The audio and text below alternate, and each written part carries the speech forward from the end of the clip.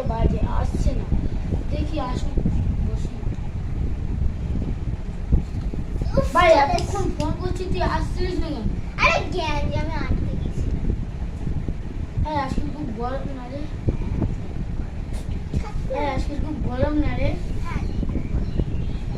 ভাই আজকে খুব গরম না রে? ভাই আজকে খুব গরম না রে? আরে হ্যাঁ রে শালা একদম ইয়ে করছি। দাঁড়া আরে নোটটা দেখো। এইটা আমার নোটের ফোন করি। দাঁড়া ফোন করি।